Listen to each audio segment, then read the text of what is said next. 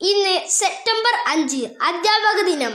ആദ്യം തന്നെ അറിവിൻ്റെ അക്ഷര വെളിച്ചം പകർന്നു തരുന്ന പ്രിയ അധ്യാപകർക്ക് എൻ്റെ അധ്യാപക ദിനാശംസകൾ. ഭാരതീയ സംസ്കാരം ഗുരുക്കന്മാർക്ക് കൽപ്പിച്ചു കൊടുക്കുന്ന സ്ഥാനം ശ്രദ്ധേയമാണ്. ലോകത്തിലെ എല്ലാ തൊഴിലിനെയും സൃഷ്ടിക്കുന്ന ഏക തൊഴിൽ അധ്യാപനമാണ്.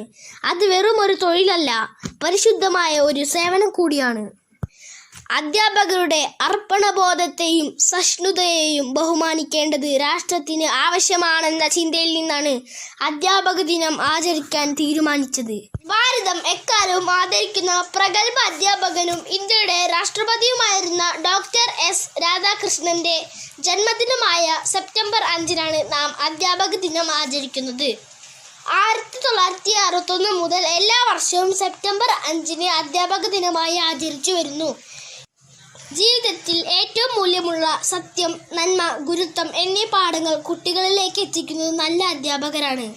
ഒരു നല്ല അധ്യാപകന് മാത്രമേ നല്ല വിദ്യാർത്ഥികളെ വാർത്തെടുക്കാൻ സാധിക്കുകയുള്ളൂ.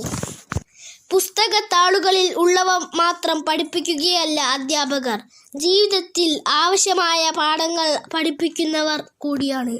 ഓരോ കുട്ടിയും വ്യത്യസ്തരാണ്. അവരുടെ കഴിവുകളും അഭിരുചിയും വ്യത്യസ്തമായിരിക്കും. അവയെ കണ്ടുപിടിച്ച് വളർത്തിയെടുക്കാൻ ഒരു നല്ല അധ്യാപകന് സാധിക്കും.